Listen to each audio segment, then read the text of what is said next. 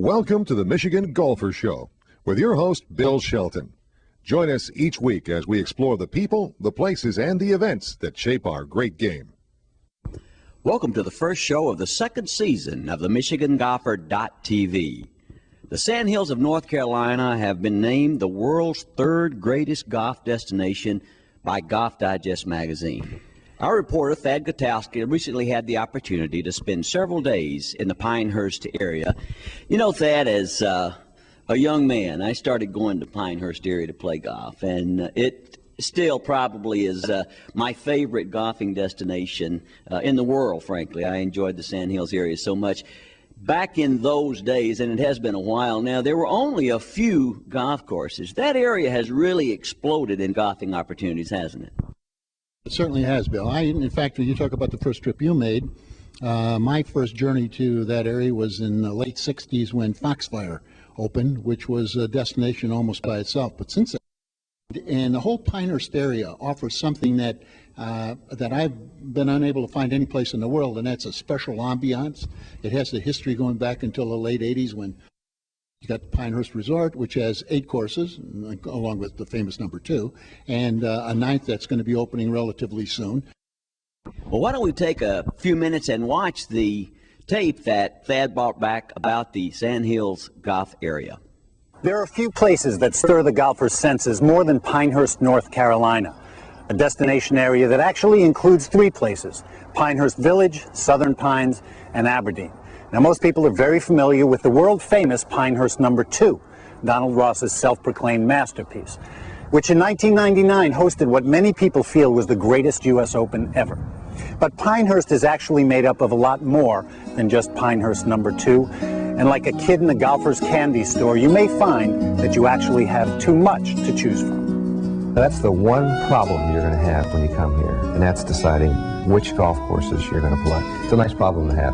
There are 42 golf courses here, and there are right around 40 different resorts and accommodations. The Pinehurst area is known as the home of America's golf course architecture. Where else could you play courses designed by a virtual who's who of golf's premier architects?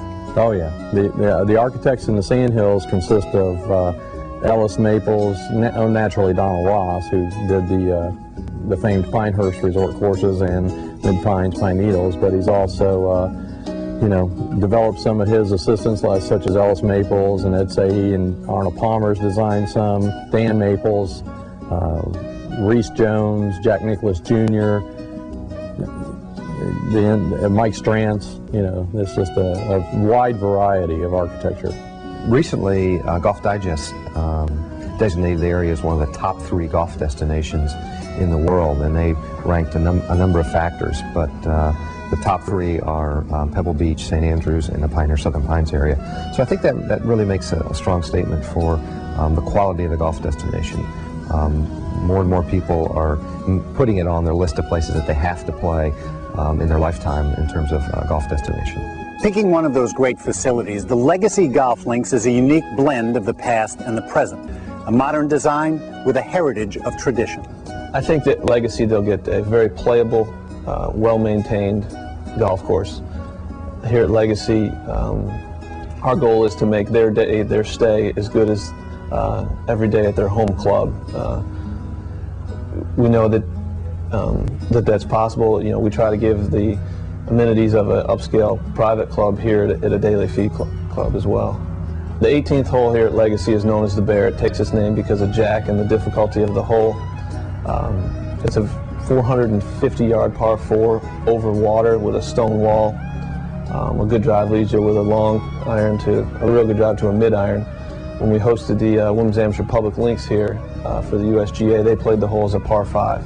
Another place you can test your skills is Wood Lake, a place that offers 2 terrific 18-hole courses. Wood Lake was originally developed in 1971. The original golf course here was designed by Ellis Maples. In 1989, the owners here asked Dan Maples, Ellis's son, to come in and do another 9 holes, and they actually wound up doing 10 holes. The first hole started off to be a par 3, so they decided to do a short par 4 to be the first hole. So you had a little warm-up hole there. So it was a 27-hole facility for about 7 years. Then in 1996, Arnold Palmer came in and finished Dan's 9 to give us what we now call the Palmer course and then the Maples course.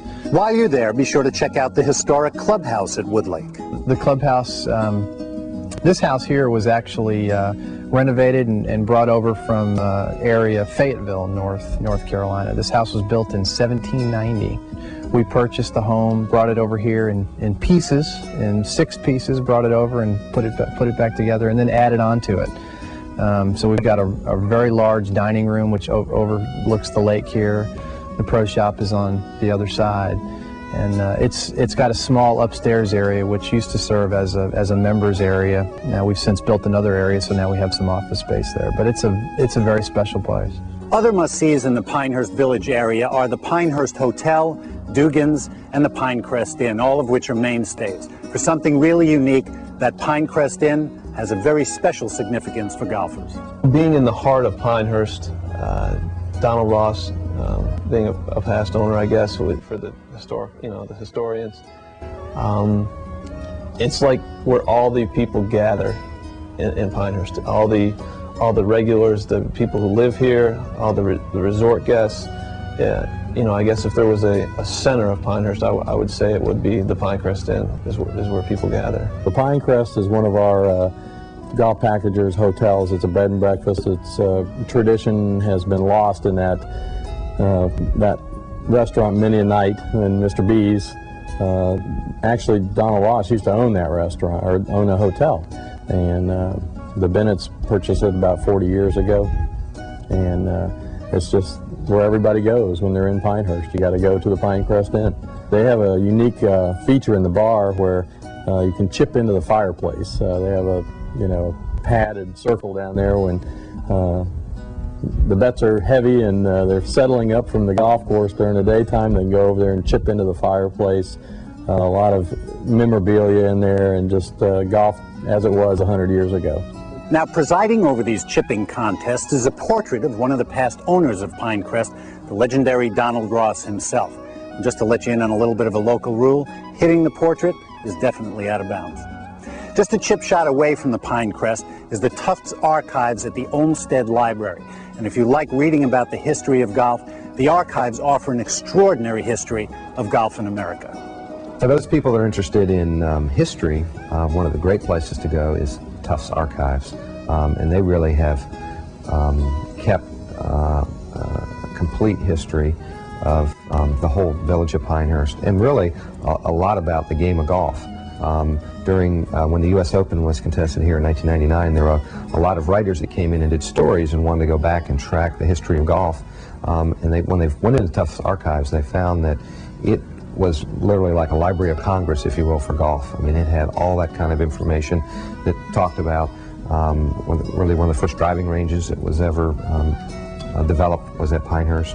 The first miniature golf courses, believe it or not, was there as well. There's lots of great history, and it's again a fairly small building. A lot of people remember the World Golf Hall of Fame, which used to be located in our area, but you'll find, which covered golf from the whole world, but you'll find more sort of an intimate setting, more history on golf in Pinehurst and the Tufts family and Frederick Law Olmsted there than you could ever read if you stayed there for a whole month. So it's a wonderful stop for anyone interested in history. So what, you may ask, is the savvy way to make plans to visit the Pinehurst area?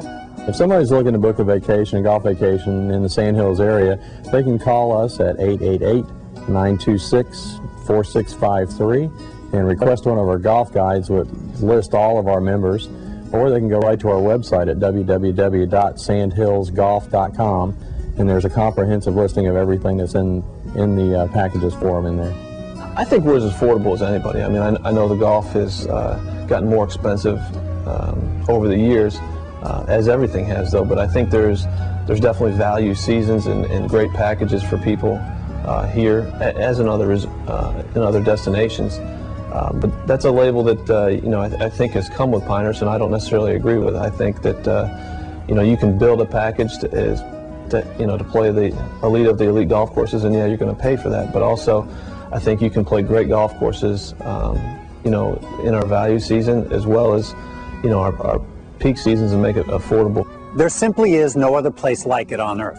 The Pinehurst Sandhills area offers golfers a fantastic opportunity to learn about the history of the game, to enjoy themselves, and to experience golf the way it was almost 100 years ago. The way, according to this savvy golfer, that it should be today.